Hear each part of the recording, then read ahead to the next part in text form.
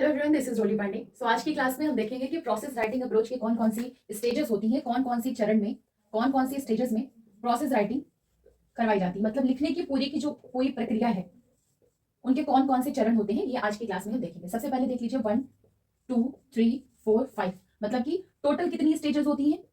Total आपकी 5 stages होती हैं। जनरली इंग्लिश वाले आप लोग को पता होते हैं, हिंदी वाले टर्म्स में कंफ्यूजन हो जाती है। इनफैक्ट मुझे भी हिंदी वाले टर्म्स में कभी कभी कंफ्यूजन हो जाती है। तो एक साथ अगर आप इसको डायरेक्ट नोट कर लेंगे, देख लेंगे, या फिर अपनी सामने कोई भी नोटबुक या फिर चार्ट वगैरह में इन 5 स्टेजेस के हिंदी और इंग्लिश दोनों राइट डाउन करके रखेंगे, तो वहां पे आपको कंफ्यूजन नहीं होगी। सबसे पहली स्टेज है आपकी प्री राइटिंग स्टेज या फिर प्लानिंग स्टेज। प्लानिंग स्टेज क्या होती है? यहाँ पर सबसे पहले जो भी टॉपिक दिया जाता है, जिस भी टॉपिक के ऊपर लिखना होता है, उस टॉपिक का क्या किया जाता है? ब्रेन स्टॉर्मिंग की जाती है।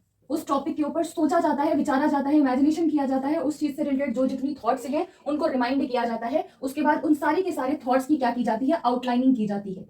उन सारी की सारी थॉट्स की आउटलाइनिंग की जाती है। उसके बाद आपका एक इंपॉर्टेंट पॉइंट यहाँ पर ये भी है कि जो प्री राइटिंग स्टेज होती है, यहाँ पर लिखना आरंभ नहीं होता है, यहाँ पर लिखने की शुरुआत नहीं की जाती है, यहाँ पर लिखने की केवल तैयारी की जाती है।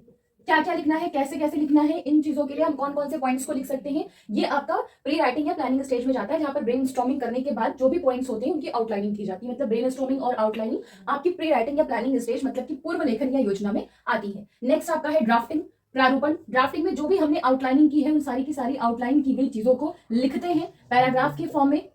यहाँ पर हम ज्यादा एक्यूरेसी पर ध्यान नहीं देते, हमने जो भी हमारे विचार थे उस सारे के सारे विचारों को सिर्फ लिखित रूप में लिखते हैं। मतलब कि प्रोसेस राइटिंग की जो स्टेजेस हैं उनमें लिखने की शुरुआत कब होती है ये पूछा जाए तो आपकी ड्राफ्टिंग वाली स्टेज में लिखने की शुरुआत होती है। थर्ड वाली स्टेज है संशोधन, मतलब कि रिवाइजिंग या फिर रिविंग। इसमें क्या किया जाता है कि जो भी हमने पैराग्राफ के फॉर्म में या जो कुछ भी हमने पूरा अपना लिखा है, लिखी हुई चीज में क्या नया हम ऐड कर सकते हैं, और क्या कोई चीज ऐसी है जो कि कम एक्यूरेट लग रही है तो क्या हम डिलीट कर सकते हैं। मतलब कि ऐड और सब्ट्रैक्ट किया जाता है इसमें संशोधन वाली स्टेज में। नेक्स्ट आपका है एडिटिंग या संपादन। संपादन वाली स्टेज में क्या किया जाता है? जो कुछ भी हमने लिखा हुआ है, जो कुछ भी हमारे हिसाब से एरर्स वगैरह थी, उनको यहां पर करेक्ट किया जाता है।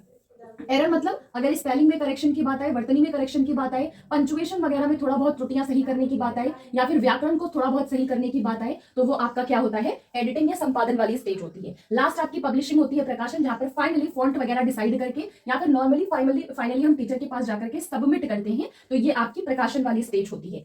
प्री राइटिंग में क्या होता है? हम लोग ब्रेन स्टॉर्मिंग करते हैं उस टॉपिक के ऊपर और उसकी आउटलाइनिंग करते हैं। ड्राफ्टिंग में, प्रारूपण में उसको लिखते हैं पैराग्राफ फॉर्म में या फिर जिस भी तरीके से हमको लिखना है। रिवाइजिंग या रिव्यूइंग मतलब कि संशोधन करने में जो कुछ भी ऐड किया जा सकता है, जो कुछ भी उसमें से हटाया जा सकता है, उसको हटाते हैं और ऐड करते हैं। एडिटिंग या संपादन वाली स्टेज में हम त्रुटियां, एरर्स, जो स्पेलिंग, वर्तनी और थोड़ा बहुत ग्रामर वगैरह में मिस्टेक हो जाती है उसको सही करते हैं। पब्लिशिंग वाली होती है जहां पर फाइनली टीचर के पास हम सबमिट करते हैं, हमारा लेखन कंप्लीट हो गया।